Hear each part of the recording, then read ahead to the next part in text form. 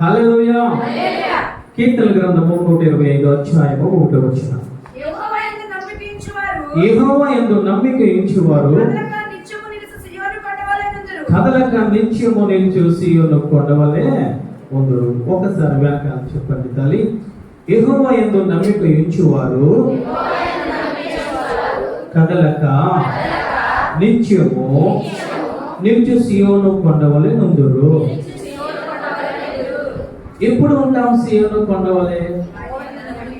ఆయన యందు నమ్మిక ఉంచినప్పుడు. నమ్మి రక్షణ పొందావు, ఆ నమ్మకము అంతము వరకు ఉండాలి.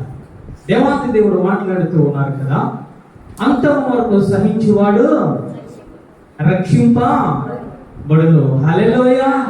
అంతము వరకు మనం సహించుకోవాలి. ఎన్ని శోధనలు వచ్చినా, ఎన్ని బాధలు వచ్చినా, ఎంత కన్నీరు వచ్చినా, నీ ప్రాణము నిన్ను విసిగించినా, బాధ పెట్టినా, నీ పిల్లలు నిన్ను విసిగించినా, బాధ పెట్టినా, ఆర్థిక ఇబ్బందులు నిన్ను వెంటాడి తరుముతూ ఉన్నా, ఏమి చేయాలో తెలుసా? యెహోవా యందు నమ్మిక ఉంచాలి. హల్లెలూయా. అలా నమ్మిక ఉంచితే దావీదు గారు అంటూ ఉన్నారు, నువ్వు కొండవలే ఉంటావు. నువ్వే విధముగా ఉంటావు తెలుసా? సీయోను కొండవలే కదలకుండా ఉంటావు. హల్లెలూయా. ఎప్పటి వరకు? అంతము వరకు. హల్లెలూయా. అటువంటి సమయంలోనైనా సరే నువ్వు నిలకడగా ఉండాలంటే నువ్వు చేయవలసింది, నేను చేయవలసింది, ఆయన మీద నమ్మిక ఉంచాలి. హల్లెలూయా. ఈ వాక్యంతో దేవాతి దేవుడు మనతో మాట్లాడను గాక. మత్తయి రాసిన సువార్త 7వ అధ్యాయం 24వ వచనం. కాబట్టి ఈయన మాటలు విని వాటి చొప్పున చేయు ప్రతి వాడు బండ మీద తన ఇల్లును కట్టుకున్న బుద్ధిమంతుని పోలి ఉండును. వాన కురిసెను, వరదలు వచ్చెను, గాలి విసిరి ఆ ఇంటి మీద కొట్టెను గాని దాని పునాదులు బండ మీద వేయబడిన గనుక అది పడలేదు. మరియు ఈయన మాటలు విని వాటి చెప్పున చేయని ప్రతి వాడు ఇసుక మీద తన ఇల్లు కట్టుకొనిన బుద్ధిహీనుని పోలి ఉండును. వాన కురిసెను, వరదలు వచ్చెను, గాలి విసిరి కొట్టెను, అప్పుడు అది కూలబడెను, దాని పాటు గొప్పదని చెప్పెను. హల్లెలూయా. ఎవరు మాట్లాడారయ్యా అంటే ఏదో ఒక ప్రవక్త కాదు, ఏదో ఒక న్యాయాధిపతి కాదు, ఏదో ఒక రాజు కాదు కానీ మాట్లాడేది ఎవరంటే యేసయ్య మాట్లాడుతూ ఉన్నాడు. హల్లెలూయా. ఏమని అంటూ ఉన్నారంటే 2 ఇళ్ల కోసం మాట్లాడుతూ ఉన్నాడు. ఈయన మాటలు విని వాటి చెప్పున చేయు ప్రతి వాడు కూడా బుద్ధిమంతుడు. ఈయన మాటలు వినకుండా తన ఇష్టానుసారంగా చేయువాడు బుద్ధిహీనుడు. బుద్ధిమంతుడు ఇల్లు నిలిచి ఉంటుంది, బుద్ధిహీని ఇల్లు కూలబడిపోతుంది అని ఆయన మాట్లాడుతూ ఉన్నారు. హల్లెలూయా. హల్లెలూయా. వాక్యము వింటున్నా ఓ సహోదరి, వాక్యము వినబోతూ ఉన్న ఓ సహోదరి, ఓ సహోదరుడా, ఈ వాక్యము విన్న తర్వాత నీ ఇల్లు ఏ విధముగా ఉన్నదో ఒక్కసారి నువ్వు గ్రహించుకో. నీ ఇల్లు సరి అయినదిగా లేకపోతే నువ్వు సరి అయిన రీతిలో కట్టబడాలని దేవాంత దేవుడి వాక్యాన్ని నీకు వినిపిస్తూ ఉన్నాడు. హల్లెలూయా. ఆయన అంటూ ఉన్నారు ఏమనంటే, ఒకసారి చూద్దాం. కాబట్టి ఈయన మాటలు విని వాటి చొప్పున చేయు ప్రతి వాడు బండ మీద తన ఇల్లును, అంటే తన ఇల్లు, నా ఇల్లు నేనే కట్టుకోవాలి, మీ ఇల్లు మీరే కట్టుకోవాలి. ఏమిటయ్యా ఇల్లు అంటే లేఖనము సెలవిస్తూ ఉంది. ఆయన అంటూ ఉన్నారు, నీ దేహము దేవాలయం అని మీరు ఎరగరా. అంటే ఇల్లు అనగా ఏదో 4 గోడలు కాదు. ఇల్లు అనగా మనిషిని సూచిస్తుంది, మనిషి హృదయాన్ని సూచిస్తుంది. ఆయన అంటూ ఉన్నారు, దేవాంత దేవుడు మాట్లాడుతూ ఉన్నాడు, ఓ పేతురు, ఇదిగో ఈ బండ మీద నా సంఘాన్ని కట్టు. హల్లెలూయా. బండ అనగా క్రీస్తు, బండ అనగా దేవుడి వాక్యము, బండ అనగా నిత్యము దేవాతి దేవుడు నీతో మాట్లాడే వాక్యము మీద ఇల్లు కట్టుకోవాలి. అలాగే ఇల్లు కట్టుకున్నవాడు, క్రీస్తు మీద ఇల్లు కట్టుకున్నవాడు ఇంటి మీదకి వరదలు వస్తూ ఉన్నాయి, వర్షం కురుస్తూ ఉంది, గాలి కొడుతూ ఉంది, కానీ ఆ ఇంటికి చల్లమనేది లేదు. అంటూ ఉన్నాడు యేసయ్య. ఈ చలనము లేని ఇల్లుని అంటూ ఉన్నాడు ఇతను బుద్ధిమంతుడని మాట్లాడుతూ ఉన్నాడు. హల్లెలూయా. రెండో ఇంటి కోసం మాట్లాడుతూ ఉన్నాడు. ఈ నా మాటలు విని కూడా ఆ మాటల మీద కట్టుకోకుండా ఇసుక మీద కట్టుకుంటే ఆ ఇంటికి కూడా వరదలు వస్తూ ఉన్నాయి, గాలి కొడుతూ ఉంది, వర్షం వస్తూ ఉంది. ఆ తాటికి ఏమి జరుగుతూ ఉందంటే ఇల్లు కూలిపోయినట్టు లేఖనాలు సెలవిస్తూ ఉంది. ఆ ఇంటికి ఆయన పేరు పెడుతూ ఉన్నాడు బుద్ధిహీనుడు ఇల్లు అని మాట్లాడుతూ ఉన్నాడు. హల్లెలూయా, హల్లెలూయా. ఏ నా మాటలు? దేవాంత దేవుని మాటలు, నా మాటలు కాదు. నీ యొక్క ఈ నా మాటలు అనగా వాక్యము మీద ఎవరైతే ఇల్లు కట్టుకుంటారో, ఎవరైతే ఆయన బండ మీద ఇల్లు కట్టుకుంటారో అది స్థిరంగా ఉంటుంది. ఆయన మాటలు విని కూడా లెక్క చేయకుండా. ఇసుక అనగా ఏమిటనంటే ఈ లోకానికి సాదృశ్యం. ఇసుక అనగా ఏమిటనంటే ఈ లోక ఆశలకు సాదృశ్యం. ఇసుక అనగా దేనికేనంటే ఈ లోక సాతానికి సాదృశ్యం. దేవాంతి దేవుని రక్తధారలో కడగబడి కూడా దేవాంతి దేవుని వాక్యము వినకుండా, నువ్వు ప్రార్థన చేయకుండా, నువ్వు ఆత్మను పొందుకోకుండా నువ్వేమి చేస్తూ ఉంటావు అంటే ఆయన మాటలు విన్నట్టు వింటావు, కానీ ఇసుక మీద కట్టుకోవడానికి నువ్వు ప్రయత్నం చేస్తూ ఉంటావు. లోక మనస్తత్వం మీద నువ్వు ఆధారపడి ఇల్లు కట్టుకుంటూ ఉంటావు. ఇరుగు పొరుగు వారు మాటల మీద నీ ఇల్లు కట్టుకుంటూ ఉంటావు. నీ హృదయాన్ని కట్టుకుంటూ ఉంటావు. ఒకనొకసారి దేవాదేవుడు పరీక్షిస్తూ ఉన్నట, పరిశీలిస్తూ ఉన్నాడు. ఈ ఇల్లు ఎంత బలముగా ఉంది, ఎంత స్ట్రాంగ్ గా ఉంది, ఏ విధంగా కట్టుకున్నాడు, వాక్యం మీద కట్టుకున్నాడా, బండ మీద కట్టుకున్నాడా, ఇసుక మీద కట్టుకున్నాడని పరీక్షించబోతూ ఉన్నాడు. 2 ఇల్లులు ఉన్నాయి. ఒకటి బుద్ధిమంతుడి ఇల్లు బండ మీద కట్టుకున్నాడు, 2 బుద్ధిహీనుడి ఇల్లు ఇసుక మీద కట్టుకున్నాడు. 2 ఆట్ల మీదకి కూడా వరదలు, 2 వీట్ల మీదకు కూడా గాలి, 2 ఇల్లుల మీదకు కూడా ఏమి వచ్చినాయి అంటే ఇదిగో వర్షము, వరదలు, గాలి రాగా ఒక ఇల్లు నిలబడింది, ఒక ఇల్లు కూలిపోయినట్టు లేఖనాలు సెలవిస్తూ ఉన్నాయి. అంటే మనము జాగ్రత్తగా మనం దీని వాక్యాన్ని విన్నప్పుడు నీ యొక్క ఇల్లు ఏ విధంగా కట్టబడింది, దేనితో కట్టబడిందో ఈరోజు దేవాంతి దేవుడు నిన్ను పరీక్షించబోతూ ఉన్నాడు. ఎవరు ఏ ఇంటిని దేవాంతి దేవుడు పరీక్షిస్తాడు అని అంటే నువ్వు రక్షణ పొందిన తర్వాత నువ్వు ఎంతవరకు రక్షణలో ఉంటూ ఉన్నావు, నువ్వు విశ్వాసం ఎంతవరకు నీలో విశ్వాసం ఉంది, నీలో ఎంతవరకు పరిశుద్ధత ఉంది, నువ్వు ఎంతవరకు దేవాంతి దేవుడు వాక్యం ప్రకారంగా నువ్వు వింటున్నావు, వాక్య ప్రకారంగా నడవగలుగుతున్నావు, నువ్వు ఎంతవరకు దేవాంతి దేవుడికి మొట్టమొదటి స్థానాన్ని ఇవ్వగలుగుతున్నావు, నువ్వెంతవరకు నిలకడగా ఉంటావు, నువ్వెంతవరకు అంతవరకు శోధన సహించగలవు అని దేవాంతి దేవుడు ఇక్కడ మనకు తెలియజేస్తూ ఉన్నాడు. దేవాంతి దేవుడు ఏ విధంగా పరీక్షిస్తూ ఉన్నాడంటే 3 విషయాలలో దేవాంతి దేవుడు ఇంటిని పరీక్షిస్తూ ఉన్నాడు. అది ఎలాంటి ఇల్లైనా, ఆయన బండ మీద కట్టుకున్న ఇల్లైనా లేదా ఇసుక మీద కట్టుకున్న ఇంటికైనా దేవాంతి దేవుడు 3 విషయాలు పరీక్షిస్తూ ఉన్నాడు. మొట్టమొదటిది ఏమిటయ్యా? వర్షము. రెండోది ఏమిటయ్యా? వరదలు వస్తూ ఉన్నాయి. మూడోది ఏమిటయ్యా అనంటే గాలి చేత పరీక్షిస్తూ ఉన్నారు. హల్లెలూయా, హల్లెలూయా. ఇది మనం చదువుకొని సరైన రీతిలో మనం అర్థం చేసుకోం. దేవాంతి దేవుడు ఈరోజు నీకు అర్థమయ్యే రీతిలో నీకు దేవాంతి దేవుడు బోధిస్తూ ఉన్నాడు. హల్లెలూయా. మొట్టమొదటిది ఏమిటనంటే వాన కురుసెను. వర్షం ఎక్కడి నుంచి వస్తూ ఉంది అనంటే ఆకాశం నుంచే వస్తూ ఉంది. ఈ భూమి మీదకి ఆకాశం నుంచి, పరలోకం నుంచి వచ్చిన వాడు ఎవరయ్యానంటే నా యేసయ్య. హల్లెలూయా. చప్పట్లు కొట్టి ఒకసారి ఆయనను స్తుతిద్దాం. అంటే వర్షము దేనికి సూచన తెలుసా? దేవాంతి దేవునికి సూచన. వర్షము దేనికి సూచన తెలుసా? గొర్రె పిల్ల అయిన యేసయ్యకు ఆ సూచన. అంటే నిన్ను మొట్టమొదటిగా నీ ఇంటిని పరీక్షించేది ఎవరు అంటే యేసయ్య పరీక్షిస్తాడు. హల్లెలూయా. ఒక కారు మార్కెట్ లోనికి రావాలి అని అంటే, ఒక వాహనము మార్కెట్ లోనికి రావాలి అని అంటే ఒక కంపెనీ వారు ఏం చేస్తారో తెలుసా? దాని మీద అనేక పరిశోధనలు చేస్తారు, దాని మీద అనేక పరీక్షలు చేస్తూ ఉంటారు. ఇది మంచి ప్రొడక్ట్ కాబట్టి దీనిని విడుదల చేద్దాం అని చెప్పి విడుదల చేస్తారు. పరీక్షించకుండా, పరిశీలించకుండా ఎవరు ఏ వాహనాన్ని, ఏ కారును, ఏ యొక్క ఎలక్ట్రికల్ గూడుని కూడా దేనిని కూడా మార్కెట్ లోనికి విడుదల చేయరు. ఒక టీచర్ ఉన్నాడు.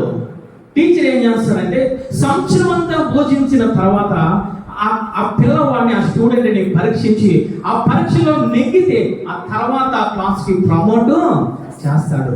అంటే ఎవరైతే తయారు చేస్తూ ఉన్నారో దానిని మొట్టమొదట పరీక్షించేవాడు ఎవరనంటే ఆ యజమాని పరీక్షిస్తాడు. నిన్ను నన్ను సృజించింది ఎవరనంటే దేవాంతి దేవుడు సృజించాడు. నీకు నాకు రక్షణ ఇచ్చింది ఎవరనంటే ఆయనే రక్షణ ఇచ్చాడు. కాబట్టి నీ ఇంటిని మొట్టమొదట ఎవరు పరీక్షిస్తారనంటే దేవాంతి దేవుడే పరీక్షిస్తాడు. వర్షము అనగా పైనుంచి వచ్చేది. వర్షం అనగా దేనికి సూచన తెలుసా? యెహోవా దేవునికి, తండ్రి కుమార పరిశుద్ధాత్మ దేవునికి సూచన. హల్లెలూయా. దేనిని పరీక్షిస్తాడయ్యా? నీ రక్షణను పరీక్షిస్తాడు. దేనిని పరీక్షిస్తాడయ్యా? నువ్వెంత వరకు విశ్వాసములో నువ్వు పరీక్షిస్తాడు. దేనిని పరీక్షిస్తాడయ్యా? విన్న వాక్యము ప్రకారంగా ఎంత వరకు నడవగలుగుతున్నావో, విన్న వాక్యం ప్రకారంగా నువ్వు దేవాది దేవునికి మొట్టమొదటి స్థానాన్ని ఇవ్వగలుగుతున్నావో లేదో, నీ విశ్వాసము, నీ ప్రార్థన, నీ ఆత్మ ఎంత వరకు దేవాది దేవుని సన్నిధిలో నిలబడగలవో ఆయన పరీక్షిస్తూ ఉంటాడు. హల్లెలూయా. ఆ పరీక్షల్లో నువ్వు నెగ్గితే దేవాతి దేవుడు అంటూ ఉన్నాడు, నిన్ను వరములతో నింపుతూ ఉన్నాడు. హల్లెలూయా.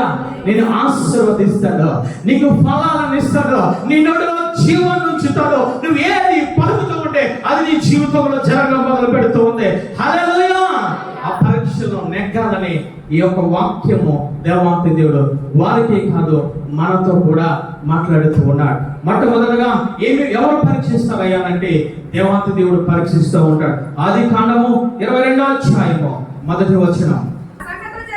ఆ సంగతులు జరిగిన తరువాత దేవుడు అబ్రహామును పరిశోధించెను. హల్లెలూయా.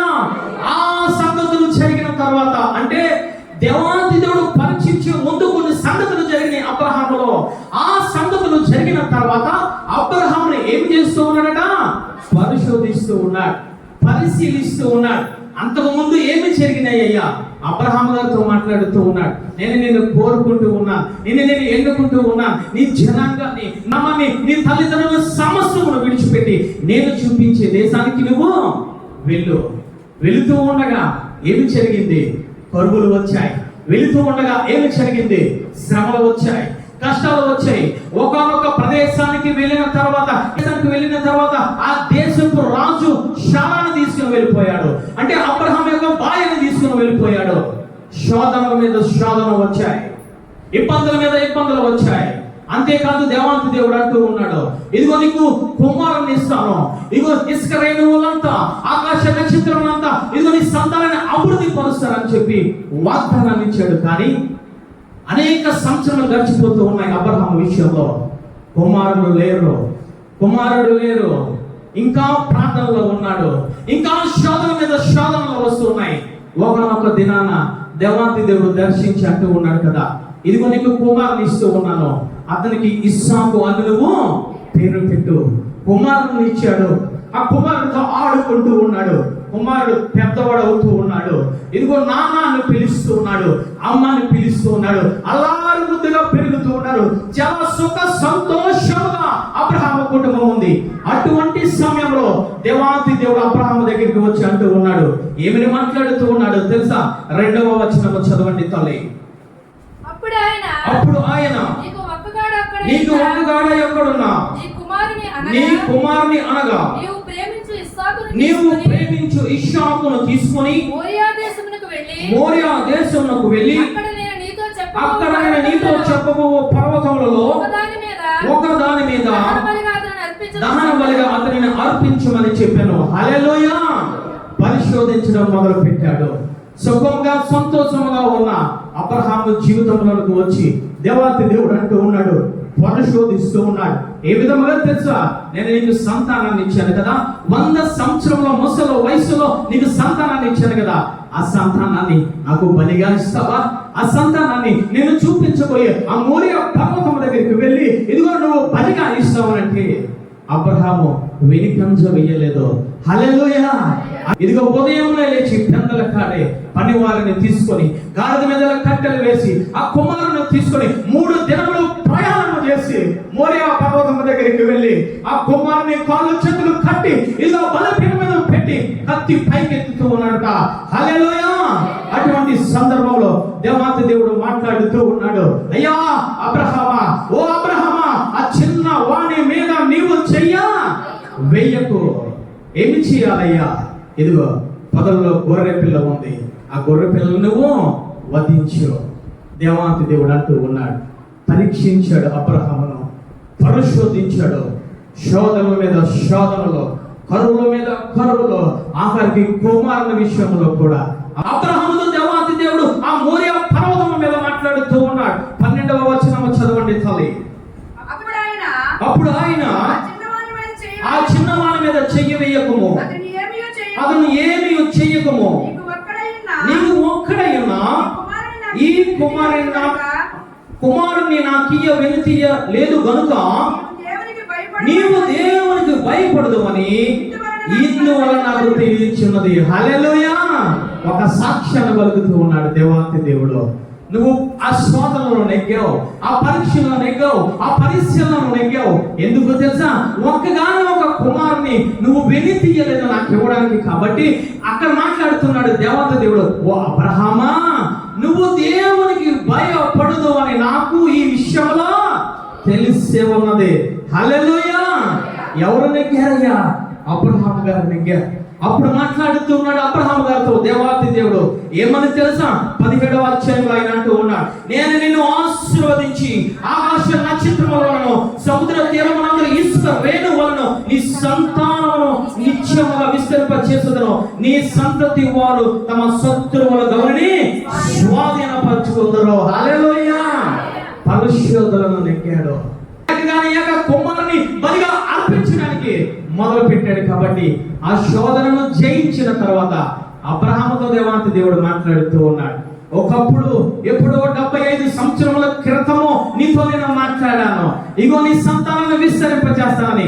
ఇదిగో నువ్వు శోధనలో నెగ్గావు కాబట్టి ఇప్పుడు నేను నీతో మాట్లాడుతున్నానని ఆ పర్వతం మీద మాట్లాడుతూ ఉన్నాడు. ఏమిటని తెలుసా? నీ సంతానాన్ని నేను అభివృద్ధి పరుస్తూ ఉంటాను. రెండవదిగా నీ శత్రువులు గౌరి నువ్వు స్వాధీనము చేసుకుంటూ ఉంటావు. హల్లెలూయా. ఎందుకు వచ్చిందయ్యా ఆశీర్వాదము? ఎందుకు వచ్చిందయ్యా దీవెనలు? ఎందుకు వచ్చిందయ్యా మోరియా పర్వతం మీద అబ్రహామును ఆ విధంగా దేవాతి దేవుడు మాట్లాడడం జరిగింది అంటే మొట్టమొదటిగా ఎవరు పరిశోధించారయ్యా? దేవాతి దేవుడు పరిశోధించాడు. అందుకే యాకోబు గారు మాట్లాడుతున్నారు. యాకోబు పత్రిక 1వ అధ్యాయము 12వ వచనంలో ఆయన మాట్లాడుతూ ఉన్నారు. యాకోబు పత్రిక 1వ అధ్యాయము 12వ వచనం, శోధనను సహించువాడు ధన్యుడు, అతను శోధనకు నిలిచిన వాడై ప్రభువును ప్రేమించు వారికి వాగ్దానము చేసిన జీవ కిరీటము పొందును. హల్లెలూయా. శోధన వచ్చినప్పుడు నువ్వు జయిస్తే, ఆ శోధన నువ్వు అధిగమిస్తే, ఆ శోధన మీద నువ్వు జయ జీవితం కలిగి ఉండి నిలకడగా ఉంటే ఆయన అంటూ ఉన్నాడు, శోధనను జయించువాడు ధన్యుడు, వానికి ఏం ఇస్తాను తెలుసా? జీవ కిరీటాన్ని ఇస్తాను. హల్లెలూయా. ఎప్పుడయ్యా పొందుకున్నాడు జీవ కిరీటాన్ని? అబ్రహాము గారంటే శోధనను జయించిన తర్వాత ఏమిటి జీవ కిరీటం అంటే, ఈరోజు మనమందరము కూడా ఎవరి కుమారులమో తెలుసా? అబ్రహాము కుమారులము. హల్లెలూయా. అబ్రహాము గారు సంతానంలో వచ్చిన వాడే యేసయ్య. హల్లెలూయా. అబ్రహాము గారు సంతానంలో వచ్చిన వాడే దావీదు కుమారుడైన యేసయ్య. యేసయ్య అంటూ ఉన్నాడు, మోషేతో మాట్లాడుతూ ఉన్నాడు, అయ్యా నువ్వు ఏ దేవుడు అని నేను చెప్పను ఐగుప్తు ప్రజలకు అంటే దేవాతి దేవుడు మాట్లాడుతూ ఉన్నాడు, నేను అబ్రహాము దేవుడు అని చెప్పు. హల్లెలూయా. దేవాతి దేవుడు నామాన్ని మార్చుకున్నాడు, దేవాతి దేవుడు పేరును మార్చుకున్నాడు. అబ్రహాము ఆ యొక్క మోషేతో మాట్లాడుతూ ఉన్నాడు, ఈ రోజు నీతో నాతో మాట్లాడుతున్నాడు. దేవాతి దేవుడు నువ్వు ప్రార్థన చేసేటప్పుడు ఏ విధంగా ప్రార్థన చేస్తావయ్యా? ఏ విధంగా ప్రార్థన చేస్తావో తెలుసా? ఇదిగో అబ్రహాము దేవుడా, ఇస్సాకు దేవుడా, యాకోబు దేవుడా గల కారణం ఏమిటో తెలుసా? అబ్రహామును పరీక్షించిన తర్వాత దేవాతి దేవుడు ఇచ్చిన జీవ కిరీటము సంతానాన్ని అభివృద్ధి పరిచాడు. హల్లెలూయా. ఆ సంతానములకు ఒక పేరు పెట్టుకున్నాడు దేవాతి దేవుడు. ఏమిటో తెలుసా? ఇదంతా అబ్రహాము సంతానమే. హల్లెలూయా. కొత్త నిబంధన గ్రంథంలో కూడా ఆ శాస్త్రులు పరిశీలన మాట్లాడుతూ ఉన్నాడు, నువ్వు అబ్రహాము కన్నా గొప్పవాడువా? ఇదిగో నువ్వు అబ్రహాము కన్నా గొప్ప పనులు నువ్వు చేయగలవా? గల కారణం ఏమిటో తెలుసా? అబ్రహాము నామాన్ని హెచ్చించడానికి గల కారణము అబ్రహాము దేవాతి దేవుడు శోధించాడు, పరిశోధించాడు. ఆ పరిశోధనలో అబ్రహాము నెగ్గాడు. హల్లెలూయా. ఈరోజు నేను దేవాతి దేవుడు పరిశోధిస్తూ ఉన్నాడు. నీ పిల్లలను బట్టి, నీ భార్యను బట్టి పరిశోధిస్తూ ఉన్నాడు. పరిశోధించినప్పుడు నెగ్గగలుగుతూ ఉన్నావా? పరిశోధించినప్పుడు నిలబడగలుగుతున్నావా? అందుకే యాకోబు గారు మాట్లాడుతూ ఉన్నాడు, శోధనను జయించువాడు ధన్యుడు. నువ్వు శోధనను జయిస్తే నువ్వు ధన్యుడు. శోధన నుంచి నువ్వు పారిపోతే నువ్వు పిరికి బంధమని నేను మాట్లాడుతూ ఉన్నాడు. పిరికి వారు పరలోక రాజ్యములోనికి వారసులు కారు. అంటే మొట్టమొదటిగా ఎవరు పరీక్షిస్తారా అంటే దేవాతి దేవుడే పరీక్షిస్తూ ఉంటాడు. ఈరోజు పరీక్షిస్తూ ఉన్నాడు దేవాతి దేవుడు సంఘాన్ని. దేవాతి దేవుడు యాజకులను పరీక్షిస్తూ ఉన్నాడు. దేవాతి దేవుడు విశ్వాసాలను పరీక్షిస్తూ ఉన్నాడు.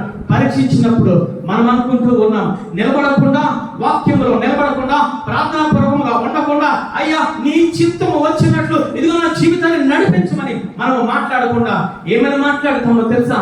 మొట్టమొదటిగా మనిషి చేసేది, రక్షింపబడిన విశ్వాసం చేసేది ఏమిటంటే యేసయ్యను దూషిస్తూ ఉన్నాం, తండ్రిని దూషిస్తూ ఉన్నాం, తండ్రి కుమార పరిశుద్ధాత్మను దూషిస్తూ ఉన్నాం. ఇదిగో ఇంతకాలము కూడా నేను ప్రార్థన చేస్తే, ఇంతకాలము కూడా నేను భక్తిగా ఉంటే, ఇంతకాలము కూడా నేను కానుకలు ఇస్తూ ఉంటే, ఇంతకాలము కూడా దశభాగం ఇస్తూ ఉంటే దేవాతి దేవుడు నా జీవితంలో ఏమి చేశానని చెప్పి దూషిస్తూ ఉన్నావు. ఎవరిని తెలుసా? తండ్రిని దూషిస్తూ ఉన్నావు, కుమారుని దూషిస్తూ ఉన్నావు, దేవాతి దేవుని సన్నిధిని దూషిస్తూ ఉన్నావు, దేవాతి దేవుని నామాన్ని దూషిస్తూ ఉన్నావు. కానీ అబ్రహాము గారు దూషించలేదు. ఆ శోధనలో, ఆ పరిశోధనలో నెగ్గాడు. హల్లెలూయా. ఈ మధ్యకాల సమయంలో దూషిస్తూ ఉన్నావేమో. దేవాతి దేవుడు పరిశీలించినప్పుడు ఓర్చుకో. దేవాతి దేవుని చిత్తంలో నువ్వు నడవబడు. అయ్యా నీ చిత్తము వచ్చినట్లు నేను వంగిపోతూ ఉన్నా, నీ చిత్తము వచ్చినట్లు నన్ను మలుచుకో, నీ చిత్తము వచ్చినట్లు నన్ను చెప్పు శోధనల ద్వారా అనంటే దేవాతి దేవుడు అబ్రహామును ఏ విధంగా దీవించాడో, అబ్రహాము సంతానాన్ని ఏ విధంగా దీవించాడో, అబ్రహాము శత్రువును గౌరవం ఏ విధంగా జయించగలిగాడో ఆ విధంగా నువ్వు జయించగలుగుతావు. హల్లెలూయా. ఆ విధంగా మనం ఉండకుండా ఏమి చేస్తున్నామో తెలుసా? దేవాతి దేవుని దూషిస్తూ ఉన్నాం. నాకే కలగాల ఈ కష్టాలు, నాకే రావాలా ఈ శ్రమలు, రకరకాలుగా మాట్లాడుతూ ఉన్నాం. రకరకాలుగా మాట్లాడడమే కాదు, వాక్యానికి దూరం అయిపోతూ ఉన్నాం, ప్రార్థనకు దూరం అయిపోతూ ఉన్నాం, సంఘానికి దూరం అయిపోతూ ఉన్నాం, ఎక్కడెక్కడికో వెళ్ళిపోతూ ఉన్నాం, దేనినో ఆశ్రయిస్తూ ఉన్నాం. అందుకే దావీదు గారు అంటూ ఉన్నారు, యెహోవా మీద నమ్మిక ఉంచేవాడు హల్లెలూయా కదలక సీయోను కొండవలే యుద్ధలో ఎవరు ఉన్నారయ్యా? అబ్రహాము సీయోను కొండవలే కనబడుతూ ఉన్నాడు ఈ లోకానికి. హల్లెలూయా. నీ కుటుంబం సీయోను కొండవలే ఉండాలా? నీ గ్రామంలో నీ కుటుంబం సీయోను కొండవలే ఉండాలా? నీ రక్త సముద్రం వచ్చ నీ యొక్క సాక్ష్య జీవితము సీయోను కొండవలే ఆశీర్వాదము పొందాలంటే దేవాతి దేవుడు చేతులను పరీక్షింపబడాలి. హల్లెలూయా. ఊరికైనా ఆశీర్వాదాలు, ఊరికైనా పొందుకలేవో దేవాతి దేవుడి అధికారాన్ని, ఊరికైనా పొందుకలేవో ఫలాలను, ఊరికైనా పొందుకోలేవో దేవాతి దేవుని యొక్క శక్తిని, ఫలాన్ని, అధికారాన్ని ఆయన పరిశోధించినప్పుడు నువ్వు కుదురుగా ఉండాలి. హల్లెలూయా. ఆయన పరిశోధించినప్పుడు విశ్వాసము కలిగి ఉండాలి. ఆయన పరిశోధించినప్పుడు నీ పరిశుద్ధతను నువ్వు కాపాడుకుని ఉండాలి. హల్లెలూయా. అందుకే ఆయన మాట్లాడుతూ ఉన్నాడు, ఈ నా మాటలు విని వాటి ప్రకారముగా బండ మీద కట్టుకుంటాడు. హల్లెలూయా. నువ్వు బెదిరిపోయి ఇసుక మీద కట్టుకుంటే ఇల్లు కూలిపోతుంది. దేవాతి దేవుడు మొట్టమొదటిగా నిన్ను పరిశోధిస్తూ ఉంటాడు. ఎందుకు తెలుసా? ఆయన నిన్ను కన్నాడు కాబట్టి. ఎంతవరకు విశ్వాసంలో ఉంటావు, ఎంతవరకు పరిశుద్ధతగా ఉంటావు, ఎంతవరకు వాక్యానికి మొట్టమొదటి స్థానాన్ని ఇస్తావు, ఎంతవరకు నువ్వు ఆత్మను పొందుకొని ఆత్మలో బోధిగా ఉంటావు అని చెప్పి ఆయన పరీక్షిస్తూ ఉంటాడు. హల్లెలూయా. హల్లెలూయా. అబ్రహాము గారు పరిశుద్ధతలో నెగ్గారు తల్లి. అటువంటి ఆశీర్వాదం మనందరికి వచ్చును గాక. రెండవదిగా ఆయన మాట్లాడుతూ ఉన్నారు, మొట్టమొదటి అంటూ ఉన్నారు, ఇదిగో వర్షము ద్వారా నేను పరీక్షిస్తానంటే మొట్టమొదటిగా దేవాతి దేవుడే పరీక్షించబోతూ ఉన్నాడు. రెండవదిగా ఏమిటో తెలుసా? వరదలు వస్తాయి. ఆ ఇంటి మీదకి ఏమి వస్తాయి? వరదలు వస్తాయి. వరదలు అనగా ఎక్కడి నుంచి వస్తాయి తెలుసా? ఆకాశం నుంచి రావు. వరదలు అనేవి భూమి మీద నుంచి వస్తాయి. అలేమిటయ్యా ఈ వరదలు అంటే దేవాతి దేవుడు మాట్లాడుతూ ఉన్నాడు. వరదలను దేనితో పోలుస్తూ ఉన్నాడంటే భక్తిహీనులతో పోలుస్తూ ఉన్నాడు. యెషయా గ్రంథము 57వ అధ్యాయము 57వ అధ్యాయము 20వ వచనం. భక్తిహీనులు కదులుచున్న సముద్రము వంటి వారు, అది నిమ్మలింపనేరదు, దాని జలములు బురదను మైలమును పైకి వేయును, దుష్టులకు నెమ్మది ఉండదని నా దేవుడు సెలవిస్తూ ఉన్నాడు. హల్లెలూయా. వరదలు అనగా భూమి మీద వస్తాయి. వరదలు దేనితో పోలుస్తూ ఉన్నాడు దేవాతి దేవుడు అని అంటే దుష్టులతో పోలుస్తూ ఉన్నాడు, భక్తిహీనులతో పోలుస్తూ ఉన్నాడు. భక్తిహీనులు దేనితో పోలుస్తూ ఉన్నాడు అంటే సముద్రంతో పోలుస్తూ ఉన్నాడు. సముద్రము నెమ్మదిగా ఉండదు, అలలు వస్తూనే ఉంటాయి, పోతూనే ఉంటాయి. సముద్రంపై అలలు వచ్చినప్పుడు ఒడ్డుకి ఏమి వస్తాయి తెలుసా? ఇదిగో బురద వస్తుంది. రెండవది ఏమి వస్తుందయ్యా? మైలము వస్తుంది. రెండవది ఏమి వస్తుందయ్యా? జలములు కూడా వస్తూ ఉంటాయి. అని అంటే జాగ్రత్తగా మనం పరిశీలించినట్లయితే, జాగ్రత్తగా గ్రహించినట్లయితే, జాగ్రత్తగా వాక్యాన్ని మనం పట్టుకున్నట్లయితే ఏమి తెలియజేస్తుందో తెలుసా? వరద ఎవరికి సూచిస్తుంది అంటే భక్తిహీనులకి సూచిస్తూ ఉంది. భక్తిహీనులు ఎలాంటి వారు? సముద్రం వంటి వారు. ఈ భక్తిహీనుల దగ్గర ఏమి ఉంటుంది? వరద ఉంటుంది. ఈ భక్తిహీనుల దగ్గర ఏమి ఉంటుంది? జలములు ఉంటాయి. ఈ భక్తిహీనుల దగ్గర ఎలాంటి జలములు ఉంటాయి?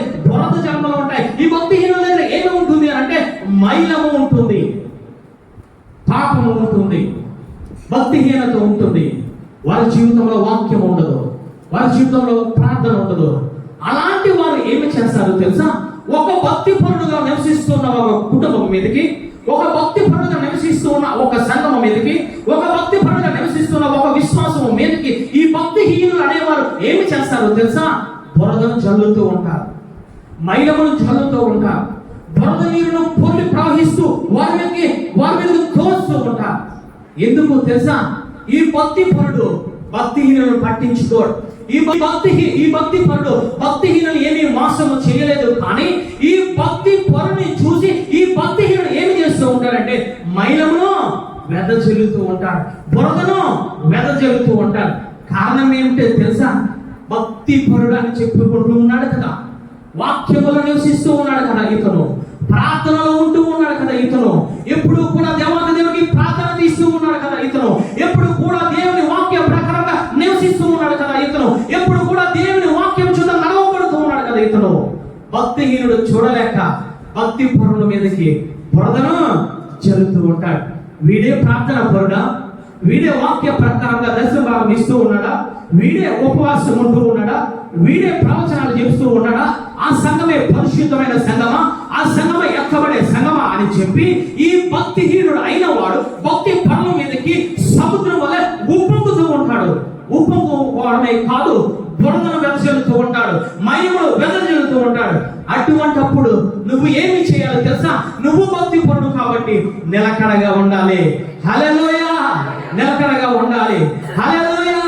నిలకడగా ఉండాలి. హల్లెలూయా. అందుకే దావీదు గారు అంటూ ఉన్నారు, ఎప్పుడు నువ్వు నిలకడగా ఉంటావో తెలుసా? మనుషులు నమ్ముకున్నప్పుడు నిలకడగా ఉండవు, నీ జనాన్ని నమ్ముకున్నప్పుడు నిలకడగా ఉండవు, నీ ధనాన్ని నమ్ముకున్నప్పుడు నిలకడగా ఉండవు, నీ ఆస్తి పాస్తులు నమ్ముకున్నప్పుడు నిలకడగా ఉండవు. ఎవరిని నమ్ముకున్నప్పుడు నిలకడగా ఉంటావో తెలుసా? భూమిని ఆకాశమును సృజించిన యెహోవా దేవుని నమ్ముకున్నప్పుడు నువ్వు నిలకడగా ఉంటావు. హల్లెలూయా. భక్తిహీనుల మీద పొర్లి పారిన, ప్రవహించిన, బురద చల్లిన, మైలము చల్లిన నువ్వు నిలకడగా ఉండాలంటే యెహోవాను నమ్ముకోవాలి. హల్లెలూయా. హల్లెలూయా. యోసేపు మాట్లాడుతూ ఉన్నాడు, తండ్రి దగ్గరికి వెళ్ళి అంటూ ఉన్నాడు, నాకు ఒక కళ వచ్చింది, నాకు ఒక దర్శనం వచ్చింది, ఇదిగో సూర్యుడు, చంద్రుడు, ఇదిగో నక్షత్రాలు ఉన్నాయి, అవన్నీ కూడా నా పాదముల దగ్గర నమస్కరిస్తూ ఉన్నాయి. హల్లెలూయా. దర్శనాన్ని చెప్తూ ఉన్నాడు. తండ్రి మాట్లాడుతూ ఉన్నాడు, ఎరా నువ్వు చిన్నవాడవై ఉండి తల్లిదండ్రులుగా మీ అన్న తమ్ముళ్ళు నేను మీకు నమస్కారము చెయ్యాలా అని మాట్లాడుతూ ఉన్నాడు. రెండవదిగా అన్న తమ్ముళ్ళందరూ వచ్చారు, ఎరా నువ్వు చిన్నవాడు కదా, నీ పాదములకు మేము నమస్కారము చెయ్యాలా? భక్తిహీనత పొంగి పొర్లుతూ ఉంది యోసేపు మీదకి. ఇగో భక్తిహీనత పొంగి పొర్లుతూ ఉంది యోసేపు మీదకి. మైలము వేస్తూ ఉన్నారు, బురదలు వేస్తూ ఉన్నారు. ఇదిగో ఒకనొక రోజున తండ్రి మాట్లాడుతూ ఉన్నాడు, ఇదిగో నీ అన్న తమ్ములు అడవిలో ఉన్నారు, ఎడారిలో ఉన్నారు, ఇదిగో వారికి ఈ తినుబండారాల పట్టికలు, ఇదిగో వారికి ఆహార పదార్థములు పట్టికలమంటే ఆ యొక్క ఎడారి ప్రాంతంలోకి వెళ్ళినప్పుడు ఆ తల్లి ఆ యొక్క అన్న తమ్ములందరూ యోసేపుని చూసి మాట్లాడుతూ ఉన్నాడు, కలవ కనేవాడు వస్తూ ఉన్నాడు, వానేమి చేద్దాం, చంపేద్దాం, వానేమి చేద్దాం, చంపేద్దాం అని చెప్పి అనుకుంటూ ఉంటే ఆ యొక్క పెద్ద అన్నాడు ఉన్నాడు, వద్దు, రక్తప్రాతం మనం చిందించవద్దు, ఇదిగో ఈ నీటి లేని ఆ గొయ్యలోనికి తోసి వెళ్దాం. ఏమి చేశాడు? భక్తిపరుడైన యోసేపు అన్న తమ్ముల విషయంలో ఏదైనా ఆస్తిని దొంగిలించాడా? ఏదైనా చెడ్డ మాటలు పలికాడా? లేదే. ఎందుకు విరోధ భావము? ఎందుకు యోసేపును అసూయ ద్వేషములతో పగతో చూస్తూ ఉన్నారంటే భక్తిపరులైన ఈ కుటుంబం అంతా కూడా భక్తిపరుడైన యోసేపు మీదకి పగను పెంచుకుంటూ ఉన్నారు. సముద్రము ఏ విధంగా ఊపొంగుతుందో, ఇదిగో భక్తిహీనులు ఏ విధంగా ఊపొంగుతూ ఉన్నారో ఆ మైగమును, ఆ యొక్క భక్తిహీనతను వెదజల్లుతూ ఉన్నారు. కానీ ఇదిగో దేవాంత దేవుడు నమ్ముకున్న యోసేపు నిలకడగా ఉన్నాడు. హల్లెలూయా, హల్లెలూయా. అంతేకాదు, ఈ దేశంలోనికి వచ్చిన తర్వాత ఆ యొక్క రాజ్యంలో పొతీఫరు ఇంటిలో నమ్మకముగా ఉంటూ ఉన్న దినాలలో ఏమి జరిగిందయ్యా? పొతీఫరు భార్య సముద్రము వలె తయారయ్యింది. పొతీఫరు భార్య భక్తిహీనురాలు వలె తయారైంది. ఇగో పొతీఫరు భార్య మహిళలను రోజు కూడా శోధిస్తూ ఉంది భక్తిహీనతో. ఒకనొక దినాన యోసేపు చెయ్యి పట్టుకుంది. యోసేపు భక్తిపరుడు కాబట్టి, నేను యెహోవాని నమ్ముకుంటూ ఉన్నాను కాబట్టి అగ్రహములోంచి పారిపోయాడు. హల్లెలూయా. ఇంకా భక్తిహీనత వెంటాడుతూ ఉంది. భర్తను పిలిపించింది. ఈ విధముగా చేశాడు తప్పు, ఈ విధముగా చేశాడు, ఒక హెబ్రీడై ఉండి నేను అవమానపరుస్తూ ఉన్నాడు అని చెప్పిన వెంటనే ఒక తీర్పు వెలువడింది. అందరూ కలిసి, ఐగుప్తు ప్రజలందరూ కలిసి యోసేపును ఎక్కడ వేశారు తెలుసా? ఇదిగో శాసనాలు వేశారు. అటువంటిప్పుడు దావీదు గారు మాట్లాడుతూ ఉన్నారు. కీర్తనల గ్రంథము 105వ అధ్యాయము 18వ వచనం ఒక్కసారి చూద్దాం. కీర్తనల గ్రంథము 105వ అధ్యాయము 18వ వచనం చదవండి. వారు సంకెళ్ళ చేత అతని కాలు నొప్పించిరి, ఇనుము అతని ప్రాణమును బాధించెను. వారు సంకెళ్ళ చేత అతని కాళ్ళు నొప్పించిరు. వారు అనగా ఎవరు తెలుసా? ఒకరు ఇద్దరు కాదు. వారు అనగా ఎవరు తెలుసా? ఐగుప్తు ప్రజలు. వారు అనగా ఎవరు తెలుసా? భక్తిహీన పరులు అయిన ఐగుప్తు ప్రజలందరూ కూడా సంఖ్యలు వేశారు. ఎందుకు? ఏదైనా ద్రోహం చేశాడా? ఏదైనా అన్యాయం చేశాడా? ఏదైనా అవినీతి చేశాడా? లేదే. ఏమి జరుగుతూ ఉంది? భక్తిహీనులందరూ యోసేపు మీద పడ్డారు. అయినా భక్తిహీనులందరూ యోసేపు మీద పడిన అత్యాచారంలో ఎవరు నమ్ముకున్నాడో తెలుసా? దేవాతి దేవుడు నమ్ముకున్నాడు. హల్లెలూయా, హల్లెలూయా, హల్లెలూయా. అటువంటిప్పుడు ఏమి జరిగింది? ప్రార్థన చేస్తూ ఉన్నారు. అయ్యా, ఇదిగో భక్తిహీనులను పొందుతూ ఉన్నారు, భక్తిహీనులు మైల నా మీద వేస్తూ ఉన్నారు, నేను ఒంటరిగా ఉన్నానయ్యా, నువ్వు నాతో ఉన్నవని ప్రార్థన చేయగా ఏమి జరిగిందయ్యా అనంటే మైలమంతా పోయింది. హల్లెలూయా. బురదంతా పోయింది. హల్లెలూయా. బురద జలమంతా పోయింది. హల్లెలూయా. రోజు మాట్లాడుతూ ఉన్నాడు, ఇదిగో యోసేపును ఐగుప్తు రాజ్యము మీద అన్నిటి మీద ఒక అధిపతిగా నియమిస్తూ ఉన్నాను. హల్లెలూయా. ఎందుకయ్యా? నమ్మకముగా ఉన్నారు. ఎందుకయ్యా? దావీదు గారు అంటూ ఉన్నారు, యెహోవాను నమ్ముకున్నవాడు కదలక సీయోను కొండవలె నిత్యము నిలుచును. హల్లెలూయా. నిలబడితే నువ్వు సీయోను కొండవలె ఉంటావు. ఐగుప్తు రాజు మాట్లాడుతూ ఉన్నాడు, నేను నామమాత్రపు రాజు మాత్రమే, నిజమైన అధిపతి, నిజమైన రాజు యోసేపు. హల్లెలూయా. సర్వ అధికారములు యోసేపుకి ఇవ్వబడ్డాయి. యోసేపు తెలియకుండా కాలైనను చేయను మీరు ఎక్కడికైనా వెళ్ళడానికి వీలు లేదు. హల్లెలూయా. ఎక్కడ నుంచి వచ్చింది ఈ కొండ? ఎక్కడ నుంచి వచ్చింది ఈ భావం? ఏ విధంగా తయారయ్యారండి? ఐగుప్తు రాజ్యంలో ఒక సీయోను కొండ వలె యోసేపు తయారయ్యాడు. హల్లెలూయా. కారణం ఒకటే, భక్తిహీనుల మీద తిరగబడలేదు, భక్తిహీనుల్ని ద్వేషించలేదు, భక్తిహీనుల్ని ఇదిగో నువ్వు అన్యాయంగా చేసావని చెప్పి వారిని దూషించలేదు, వారి మీదకి గొడవకు వెళ్ళలేదు, కానీ దేవాది దేవుని మీద ఆధారపడ్డాడు. హల్లెలూయా. దేవాది దేవుడు మాట్లాడుతూ ఉన్నాడు. ఇంటి మీదకి మొట్టమొదటిగా వర్షము కురుస్తుంది, రెండవదిగా వరదలు వస్తాయని మాట్లాడుతూ ఉన్నాడు. ఓ సహోదరి, సహోదరుడా, నువ్వు దేవాది దేవుడు నమ్ముకున్నావు అని చెప్పి భక్తిహీనులు అనేక మాటలు మాట్లాడవచ్చు. నీ పరిశుద్ధతను తక్కువ చేసి మాట్లాడవచ్చు. నీ ప్రార్థనను తక్కువ చేసి మాట్లాడవచ్చు. నీ ఇరుగు పొరుగు వారు రకరకాలుగా మాట్లాడవచ్చు. వారితో యుద్ధానికి దిగకో. వారిని నువ్వు ద్వేషించుకో. వారు మైలమును వెదచల్లినట్లు నువ్వు వారి మీదకు మైలము వెదచల్లకు. వారు బురద నీరు వెదచల్లినట్లు నువ్వు వారి మీదకు బురద నీళ్లు వెదచల్లకు. వారు సముద్రం వలె పొంగినట్లు వారి నువ్వు మీదకి పొంగకు. యోసేపు వలె ప్రార్థనలో ఉండు. హల్లెలూయా. నీ పరిశుద్ధత నువ్వు కాపాడుకో. నీ భక్తి జీవితాన్ని నువ్వు కాపాడుకో. నీ యొక్క వాక్య జీవితాన్ని నువ్వు కాపాడుకో. నీ విశ్వాసాన్ని నువ్వు కాపాడుకో. అది దేవాంతి దేవుడు అంటూ ఉన్నాడు. ఎదుగో వర్షాలు వస్తూ ఉన్నాయి, వరదలు వస్తూ ఉన్నాయి, ఆ ఇంటిని కొడుతూ ఉన్నాయి. కానీ క్రీస్తు మీద కట్టుకుంటే, వాక్యం మీద కట్టుకుంటే ఆ ఇల్లు ఎప్పటికీ కదల్చబడదు. హల్లెలూయా. ఉండగలుగుతూ ఉన్నావా?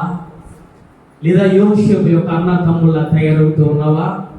ఆ కుటుంబం నన్నే అంటుంది, ఆ కుర్రవాడు నా కూతురునే అంటూ ఉన్నాడు, ఆ యొక్క కుటుంబం నా మీదే పడుతుంది, నేనేమి చేయలేదే, నేను నీతిగా జీవిస్తూ ఉన్నానే, నేను నిజాయితీగా జీవిస్తూ ఉన్నానే, ఎందుకు నాకు శోధనలు వస్తూ ఉన్నాయి అని అనుకుంటూ ఉన్నావు. కానీ దేవాంతి దేవుడంటూ ఉన్నాడు, ఆ శోధనలను జయించి నువ్వు ప్రార్థనాపూర్వకంగా ముందుకు వెళ్తే ఆశీర్వాదాలు పొందుకుంటావు. హల్లెలూయా. హల్లెలూయా. ఏ కుటుంబం అయితే యోసేపును కాదనుకున్నదో, ఏ యొక్క రాజ్యం అయితే యోసేపును కాదనుకున్నదో, ఏ కుటుంబం అయితే యోసేపు మీద భక్తిహీనతను వెదజల్లిందో, ఏ రాజ్యం అయితే యోసేపు మీదకి భక్తిహీనతను వెదజల్లిందో, అదే కుటుంబము యోసేపు కాళ్ళ దగ్గర ఉన్నారు. హల్లెలూయా. అదే రాజ్యం, ఐగుప్తు రాజ్యము యోసేపు కాళ్ళ దగ్గర పడి ఉన్నది. కారణం ఏమిటో తెలుసా? ఒకటి తన పరిశుద్ధతను కాపాడుకున్నాడు, తన విశ్వాసతను కాపాడుకున్నాడు, తన భక్తిని కాపాడుకున్నాడు. వాక్యం ఏమిటో సహోదరి సహోదరుడా, అనేక శోధనల మీదకి వస్తూ ఉంటాయి. ఎందుకు తెలుసా? ఈ లోకము భక్తిహీనతతో నిండి ఉంది కాబట్టి, ఈ లోకము సముద్రము అనే ఈ లోకముతో నిండి ఉంది కాబట్టి, ఈ లోకములో బురద ఉంది కాబట్టి, ఈ లోకములో మైల ఉంది కాబట్టి అది నీ మీదకి వస్తూ ఉంటుంది. దానిని ఎవ్వరు ఆపలేరు. కానీ నువ్వు ప్రార్థనలో ఉంటే నువ్వు ఆపగలవు. హల్లెలూయా. హల్లెలూయా. అట్టి ఆశీర్వాదం మనము పొందుకుందాం. ముగించుకుందాం. మూడవదిగా ఏమిటయ్యా అనంటే ఆయన అంటూ ఉన్నారు, ఏమిటయ్యా? గాలి విసిరి ఆ ఇంటిని పట్టగా. హల్లెలూయా. మొట్టమొదటిగా ఏమిటి అనంటే వర్షము వస్తుంది. వర్షం అనగా దేవాది దేవుడు పరీక్షిస్తాడు. రెండవదిగా వరదలు వస్తాయి. వరద అనగా భక్తిహీనుల ద్వారా నువ్వు పరీక్షింపబడతావు. మూడవదిగా ఏమిటంటే ఆయన అంటూ ఉన్నారు, గాలి ద్వారా పరీక్షింపబడతావు. గాలి అనగా ఏమిటంటే మనము పల్లెటూరు జనం దగ్గర మాట్లాడుతూ ఉంటాం, లేదా మన పూర్వీకుల దగ్గర మాట్లాడుతూ ఉంటాం. ఏదైనా ఓ పిల్లవాడు చిరాగా ప్రవర్తిస్తూ ఉంటే ఆ తల్లిదండ్రులు, ఆ పితరులు, అమ్మ నాన్నమ్మ ఏమన్నారంటే వీడికి ఏం పట్టుకుంది? గాలి పట్టుకుంది. వాళ్ళు అన్నది నిజమే. హల్లెలూయా. హల్లెలూయా. గాలి ధూళి లేదనుకుంటాం, గాలి ధూళి ఉన్నదని లేఖనాలు సెలవిస్తూ ఉన్నాయి. హల్లెలూయా. పూర్వం అంటూ ఉంటారు వీడికి గాలి పట్టుకుందరా అని అంటూ ఉంటారు. అవును, గాలి ఏ గాలి అంటే లేఖనాలు సెలవిస్తూ ఉన్నాయి. తీయొద్దు కానీ ఎఫెసీ పత్రిక 6వ అధ్యాయము 12వ వచనంలో ఆయన మాట్లాడుతూ ఉన్నాడు. అధికారులతోనూ ప్రధానులతోనూ అంధకార సంబంధ శక్తులతోనూ దురాత్మలతోనూ మనిషి మూడవదిగా గాలి అనే దురాత్మ ద్వారా పరిశోధింపబడతాడని లేఖనాలు. అందరూ వినండి, తల్లి తర్వాత చూసుకుంటారు. నేను ఎందుకు ముందుకు వెళ్ళిపోతూ ఉన్నానంటే మీకు అర్థమయ్యే టైం అవుతుంది కాబట్టి నేను రిఫరెన్స్ ఇవ్వగలను, నాకు తెలియక కాదు. యూట్యూబ్ లో వస్తున్నాయి, జాగ్రత్తగా అది నోట్ చేసుకోండి. హల్లెలూయా. వాక్యం చెప్పినప్పుడు వినండి. హల్లెలూయా అంటే మూడవదిగా గాలి అనగా దురాత్మల సమూహం, గాలి అనగా అంధకార సంబంధ ఆ శక్తుల చేత మూడవదిగా నువ్వు పరీక్షింపబడతావు. ఏ విధంగా పరీక్షింపబడతావు తెలుసా?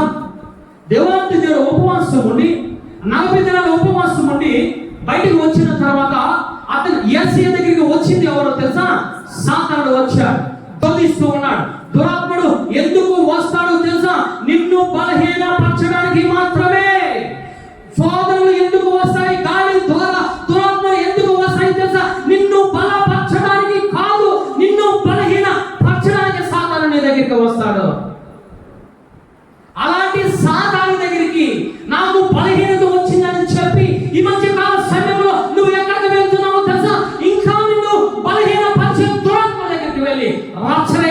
నేర్చుకుంటూ ఉన్నావు. సాతానుడు ఎందుకు వస్తాడు? నిన్ను బలహీనపరచడానికి వస్తాడు. అలాగా బలహీనపరచడానికి యేసయ్య దగ్గరికి వచ్చాడు. బలహీనపరచడానికి ఏ విధంగా తెలుసా? శరీరాశ, నేత్రాశ, జీవపడమాలను చూపించి బలహీనపరిచి అధికారం చెలాయించడానికి యేసయ్య దగ్గరికి వచ్చాడు. యేసయ్య ఏమి చేశాడు తెలుసా? బలహీనపరచబడలేదు, కానీ వాడిని బలహీనపరిచాడు. హల్లెలూయా! చప్పట్లు కొట్టి దేవాది దేవుని స్తుతిద్దాం. హల్లెలూయా! హల్లెలూయా! జాగ్రత్తగా ఒక విషయాన్ని ఇక్కడ గమనించాలి. జాగ్రత్తగా గమనించాలి. సాతానుడు ఎందుకు వస్తాడు కుటుంబాలలోనికి? సాతానుడు ఎందుకు వస్తాడు సంఘాలలోనికి అంటే, నీవు అవకాశం ఇచ్చినప్పుడు మాత్రమే సంఘాలలోనికి కానీ, కుటుంబాలలోనికి కానీ, విశ్వాసీ జీవితంలోనికి కానీ వాడు వస్తాడు. వాడు తనంతలో తాను రావడానికి అధికారం వాడికి లేదు. నువ్వు అవకాశం ఇస్తేనే నీ జీవితంలోకి వస్తాడు వాడు. దేవాదేవుడు అవకాశం ఇవ్వలేదు, రావడానికి చూశాడు, కానీ గద్దించగా వాడు వెళ్ళిపోయాడు. వాడు నీ కుటుంబంలో ఉంటూ ఉన్నాడు గల కారణం ఏమిటనంటే, ఏదో ఒక విషయంలో నువ్వు అవకాశము ఇస్తూ ఉన్నావు. ఇది చిన్నదే కదా పాపము, ఇది ఒక్కసారి కదా వ్యభిచారము, ఇది ఒక్కసారి కదా అబద్ధం ఆడుతూ ఉన్నాను, ఇది ఒక్కసారి కదా లంచం తీసుకుంటూ ఉన్నాను, ఇది ఒక్కసారి కదా నా యొక్క భర్తను మోసం చేస్తూ ఉన్నాను, ఇది ఒక్కసారి కదా నా భార్యను మోసం చేస్తూ ఉన్నాను, ఇది ఒక్కసారి కదా నా తండ్రిని మోసం చేస్తూ ఉన్నాను అని చెప్పి నువ్వు కప్పుకుంటూ ఉన్నావు. నువ్వు కప్పుకోవడం ద్వారా, ఆ చిన్న బలహీనత ద్వారా సాతానుకు అవకాశం ఇస్తూ ఉన్నావు. సాతానుకు నువ్వు చోటు ఇస్తూ ఉన్నావు. సాతానుకు నువ్వు ద్వారములు తెలుస్తూ ఉన్నావు. అందువల్ల సాతాను వచ్చి కుటుంబాలు ఏర్పాటు చేస్తూ ఉన్నాడు. అందుకే సాతాను వచ్చి ప్రార్థన పరులైన విశ్వాసుల ఏర్పాటు చేస్తూ ఉన్నాడు. కారణం ఏంటో తెలుసా? నువ్వు అవకాశం ఇవ్వడం బట్టి. నువ్వు అవకాశం ఇవ్వకపోతే సాతానుడు నీ దరి పంచులకు రాడు రాడు రాడు. వాడు అధికారం లేదు వాడికి. యోబు కుటుంబంలోనికి సాతాను రావడానికి అధికారం లేకపోయింది గల కారణము ఎటువంటి పరిస్థితులను కూడా ఇవ్వలేదు. కాబట్టి సాతాను కుటుంబానికి రావడానికి గల కారణము నువ్వే అవకాశం ఇస్తూ ఉన్నావు, నేనే అవకాశం ఇస్తూ ఉన్నా. పాపం ఏలుబడి చేస్తూ ఉందంటే సాతానుడు వస్తూ ఉన్నాడు. దేవాంతి దేవుడు అవకాశం ఇవ్వలేదు, సాతానుడు పారిపోయాడు. హల్లెలూయా! అంటే మూడవదిగా గాలి అనగా దురాత్మ. ఎప్పుడు శోధింపబడతావు దురాత్మ చేత అంటే, నువ్వు అవకాశం ఇచ్చినప్పుడే వాడి చేత నువ్వు శోధింపబడతావు. వాడు అవకాశం ఇస్తే నీ కుటుంబాలకు వస్తాడు, నీ పిల్లలకు వస్తాడు, నీ భర్త జీవితంలోకి వస్తాడు. వచ్చిన తర్వాత ఏం చేస్తాడు తెలుసా? నీ నట్టి ఇంటిలో కూర్చేసి కూర్చుంటాడు. నీ అధికారాన్ని వాడి చేతిలో తీసుకుంటాడు. వాడు ఏం చేస్తాడు? మొట్టమొదటిగా పిల్లలకు గొడవలు పెడతాడు, తల్లిదండ్రులకు గొడవ పెడతాడు, శాంతి నుంచుడు, సమాధానం నుంచుడు, ఆర్థికంగా పడతాడు, ఆర్థిక ఇబ్బందులు పాలు చేస్తాడు, తర్వాత అనారోగ్యంగా బలహీనం చేస్తాడు. ఏమి చేస్తాడు? అక్కడికి తెలుసా?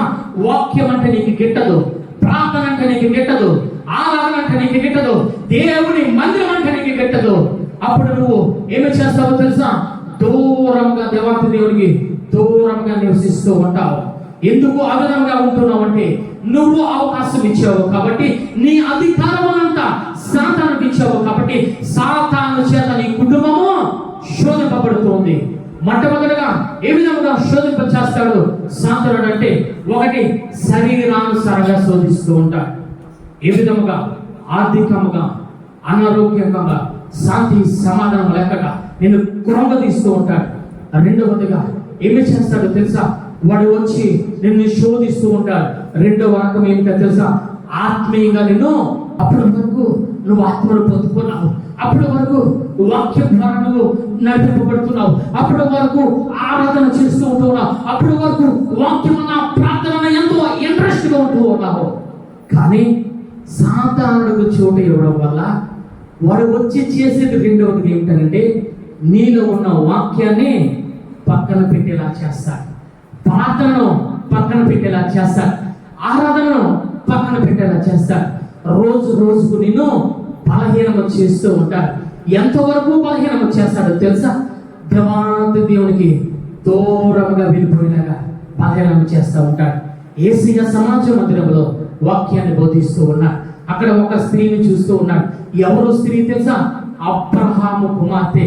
ఎవరో అబ్రహాము కుమార్తె, దేవుని ఎరిగిన పెట్టే, ప్రార్థనాపూర్వకమున పెట్టే, దేవుని రక్తధారలో కడగబడిన పెట్టే ఆమెను చూశాడు యేసయ్య. ఆమెను దగ్గరికి రమ్మని చెప్పాడు. నువ్వు వంగిపోతూ ఉన్నావు, 18 సంవత్సరాలుగా నువ్వు బలహీన పడిపోతూ ఉన్నావు.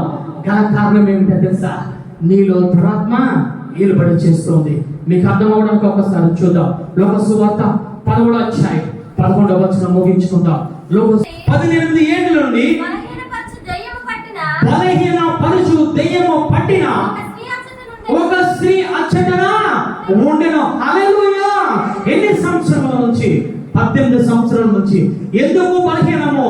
దురాత్మ పట్టుకుంది, దెయ్యము పట్టుకుంది, అంధకార శక్తి క్రియలతో బంధింపబడిపోతుంది. రోజు రోజుకు కూడా ఆమె కృంగిపోతూ ఉంది. ఆమె నడుము కృంగిపోతూ ఉంది. ఎవరు కృంగతీస్తూ ఉన్నారు? సాతానుడు కృంగతీస్తూ ఉన్నాడు. ఏ విషయంలో? ప్రార్థన విషయంలో, ఏ విషయంలో? వాక్యం విషయంలో, ఏ విషయంలో? ఆరాధించే విషయంలో, ఏ విషయంలో? పరిచర్య చేసే విషయంలో, ఏ విషయంలో? విశ్వాస విషయంలో, ఏ విషయంలో? పరిశుద్ధత విషయంలో, ఏ విషయంలో? దేవుని సన్నిధికి వచ్చిన విషయంలో బలహీనపరుస్తూ ఉంది. అలాంటి ఆమెను దేవాది దేవుడు చూసి దగ్గర పిలిచి గద్దించగా చేతి నుంచిగా దురాత్మ వెళ్ళిపోయిన తర్వాత ఆమె చక్కగా నిలబడింది. హల్లెలూయా! హల్లెలూయా!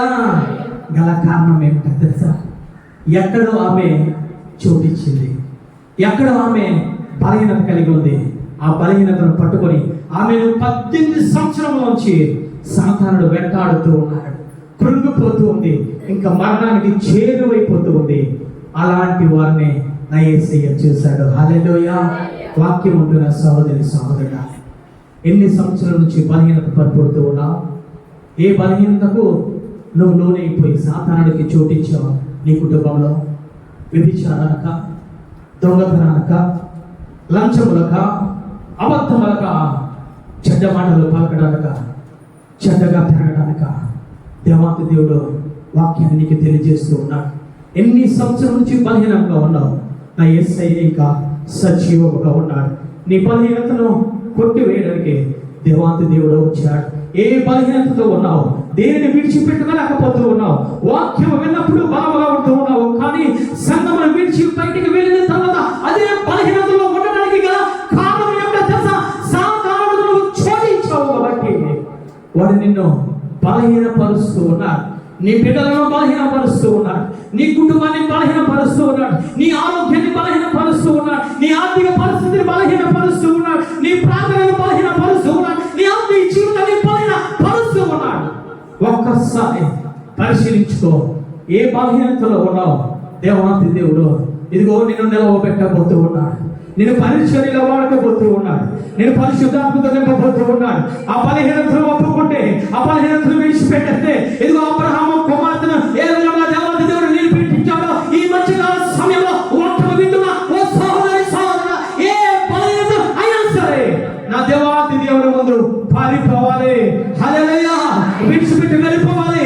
ఎంత దురాత్మ అయినా, ఎంత అంధకార శక్తి క్రియలైనా, ఎంత దురాత్మ అయినా, ఎంత పెద్ద అద్భుతమైన దురాత్మ అయినా నా యేసయ్య మాటలకు ఇప్పుడే విడిచి వెళ్ళిపోవుగాక, ఇప్పుడే విడిచి వెళ్ళిపోవుగాక, విభిచారము విడిచి వెళ్ళిపోవుగాక, అబద్ధము విడిచి వెళ్ళిపోవుగాక, లంచము విడిచి వెళ్ళిపోవుగాక. దేవాది దేవుడు మాట్లాడుతూ ఉన్నాడు. ఒకటి పరీక్షిస్తూ ఉన్నాడు. విశ్వాసి యొక్క కుటుంబాన్ని దేవాది దేవుడు పరీక్షిస్తూ ఉన్నాడు. ఏ విధంగా తెలుసా?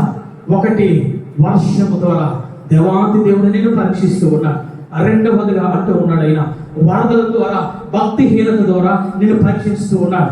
మూడవదిగా ఏమిటంటే గాలి ద్వారా సాతానుడు నిన్ను పరీక్షిస్తూ ఉన్నాడు. ఈ నా మాటలు విని, ఈ మాటలను విని యేసయ్య వాక్యం మీద నువ్వు ఇల్లు కట్టుకుంటే, యేసయ్య మీద నువ్వు ఇల్లు కట్టుకుంటే, వాక్యం మీద నువ్వు ఇల్లు కట్టుకుంటే వర్షం వస్తుంది, వరదలు వస్తాయి, గాలి కొడుతుంది, కానీ ఆ ఇల్లు ఎప్పటికీ పడదు. హల్లెలూయా! హల్లెలూయా! బుద్ధిహీనుడు వాక్యము వినకుండా, దేవాది దేవుడు మాటలు వినకుండా ఇసుక మీద కట్టుకుంటే వర్షం వస్తుంది, వరదలు వస్తాయి, అంతేకాదు గాలి కొడుతుంది. ఆ ఇల్లు కూలబడిపోతూ ఉంది అని మాట్లాడుతూ ఉన్నాడు. ముగించుకుందాము. చివరగా ఒకడు పరీక్షిస్తాడయ్యా. ఏ విధంగా పరీక్షిస్తాడు? ఎలాంటి ఇల్లును పరీక్షిస్తాడంటే 1 కొరింథీ పత్రిక 3:13 ఒక్కసారి చదవండి తల్లి. బంగారము, వెండి, వెలగల రాళ్ళు, కర్ర, గడ్డి, పొయ్యకాలు మొదలైన వాటితో కట్టిన ఎడల వాని పని కనబడను. ఆ దినమున తేటపరచును, అది అగ్ని చేత బయలుపరచబడును, మరియు వాని ఎట్టిదో దానిని అగ్నియే పరీక్షించును. హల్లెలూయా. చివరిగా ఆయన మాట్లాడుతూ ఉన్నారు. ఏమని తెలుసా? బంగారం ద్వారా కట్టుకుంటాడు, వెలగల రాళ్ళ ద్వారా కట్టుకుంటారు, వెండి ద్వారా కట్టుకుంటారు, కొయ్య కాలు ద్వారా కట్టుకుంటారు, గడ్డి ద్వారా కట్టుకుంటారు. కానీ ఒకానొక దినాన్ని వస్తుందట. ఏ దినమయ్యా? 2వ రాకడ అనే దినము. ఇదిగో మధ్యాకాశానికి యేసయ్య వచ్చే దినము. ఆ దినములో ఏమి పరీక్షిస్తూ ఉందయ్యా అంటే అగ్ని పరీక్షించబోతూ ఉంది, గడ్డిని పరీక్షిస్తూ ఉంది, కొయ్య కాలను పరీక్షిస్తూ ఉంది, బంగారాన్ని పరీక్షిస్తూ ఉంది, వెండిని పరీక్షిస్తుంది, విలువైన రాళ్ళను పరీక్షిస్తూ ఉంది. ఆ పరీక్షలో ఇవన్నీ కూడా అగ్ని చేత కాలి బూడిదైపోతాయట. కానీ ఒకే ఒక ఇల్లు ఉంటుంది. ఏమిటో తెలుసా? ఆ నా మాటలు విని వాక్యం మీద, బండ మీద ఇల్లు కట్టుకున్న వాడు అగ్ని చేత పరీక్షింపబడతాడు. కానీ వాడు ఇల్లు పునాది మీద కట్టబడి ఉండదు కాబట్టి అది స్థిరముగా నిలబడుతూ ఉందని వాక్యము సెలవిస్తూ ఉంది. దేని మీద కట్టుకుంటూ ఉన్నావు? బంగారం మీద కట్టుకుంటూ ఉన్నావా? వెండి మీద కట్టుకుంటూ ఉన్నావా? ఆస్తిపాస్తుల మీద కట్టుకుంటూ ఉన్నావా? విలువలేని ఈ గడ్డి అయిన ఈ లోకము ఇసుక మీద కట్టుకుంటూ ఉన్నావా? 2వ రాకడ రాబోతూ ఉంది. అగ్ని అయిన యేసయ్య రాబోతూ ఉన్నాడు. నువ్వు అగ్ని చేత పరీక్షింపబడాలంటే అగ్ని అయిన వాక్యము నీలో ఉండాలి. అగ్ని అయిన ఆత్మ నీలో ఉన్నప్పుడు మాత్రమే నువ్వు అగ్ని చేత పరీక్షింపబడి నువ్వు బూడిద కావు, ఇంకా మెరుస్తూ ఉంటావు. హల్లెలూయా. పడిపోదు, నీ ఇల్లు ఇంకా బలముగా ఉంటుంది. ఆ బలమైన ఇల్లును చూసి 2వ రాకడలో యేసయ్య మాట్లాడుతూ ఉన్నాడు. కట్టబడిన ఇంటిని నేను కోరుకుంటూ ఉన్నానని ఆయన మాట్లాడుతూ ఉన్నాడు. హల్లెలూయా. వాక్యం వింటూ ఉన్న సహోదరి సహోదరుడా, దేని మీద నువ్వు ఇల్లును కట్టుకున్నావు? బండ మీద కట్టుకున్నావా? క్రీస్తు అనే బండ మీద కట్టుకున్నావా? వాక్యం అనే బండ మీద కట్టుకున్నావా? కుమారుడు అనే బండ మీద కట్టుకున్నావా?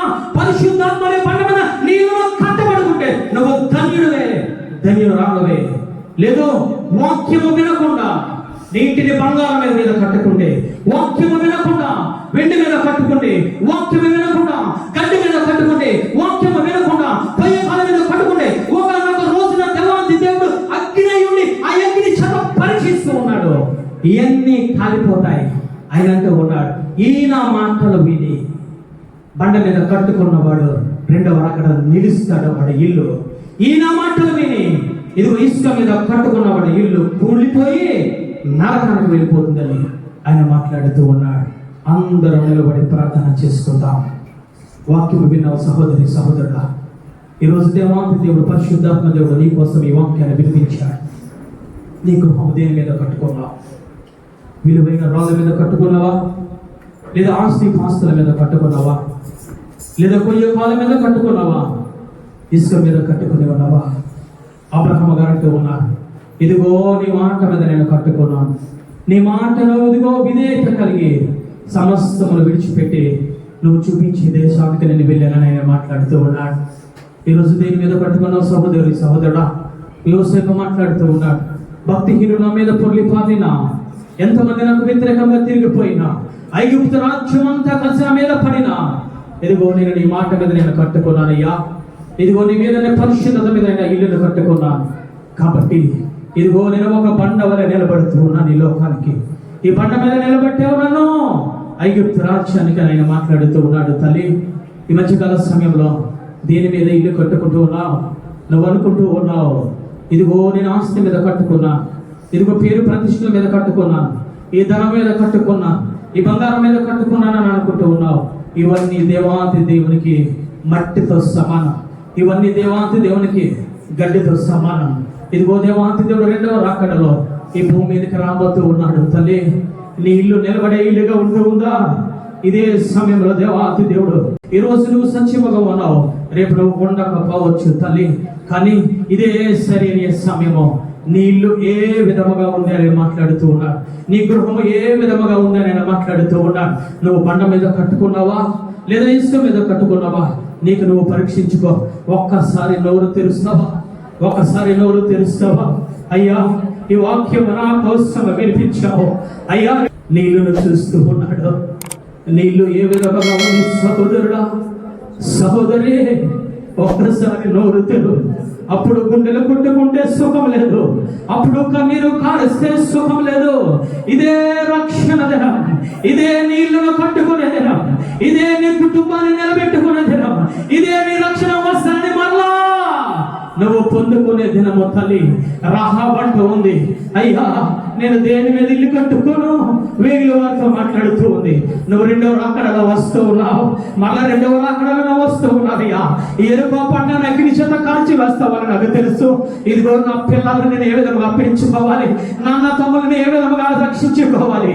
వారిని మాట ఏమిటో తెలుసా? ఎర్రని దారముతో కట్టుకో, క్రీస్తు మీద కట్టుకో, ఈ రక్షణ వస్త్రం మీద కట్టుకో, విశ్వాసం ఉంచు, నీ పరిశుద్ధతను నువ్వు కాపాడుకో, నీ వాక్యాన్ని నువ్వు కాపాడుకో, నువ్వు ప్రార్థన పూర్వకంగా ఈ గృహంలోనే నువ్వు ఉండు. ఒక వేశ్య విన్నది తల్లి, ఒక వేశ్య గ్రహించింది. ఎరుకో పట్టణముల చేత అందరి చేత దూషింపబడిన ఆ వేశ్య ఇల్లు కట్టుకుంది. ఈ మధ్యకాల సమయంలో వాక్యం గ్రహించిన ఓ బిడ్డ, ఓ చెల్లి, ఓ తల్లి, ఓ సహోదరుడా, వాక్యం నీకు వినిపించాడు పరిశుద్ధాత్మ దేవుడు. ఏ విధంగా కట్టుకుంటూ ఉన్నావు? వాక్యం విన్నావు, ఇసుక మీద నీ ఇల్లు ఉందా? భక్తిహీనతతో కట్టుకుంటూ ఉన్నావా? దేవాతి దేవుడికి దూరంగా నువ్వు వెళ్ళిపోయావా? ఒక్కసారి నోరు తెరిచి, అయ్యా నా ఇల్లును మరలా కడతావా? అయ్యా నా మరలా ఇల్లు నాకు కడతావా? నా పునాదిని బాగు చేస్తావా? నా ఇంటికి నువ్వు సక్రమంగా పేరుస్తావా? ఇదిగో ప్రార్థన పూర్వకంగా నీ దగ్గరికి వచ్చా. నేను కన్నీరు కారుస్తూ ఉన్నానయ్యా.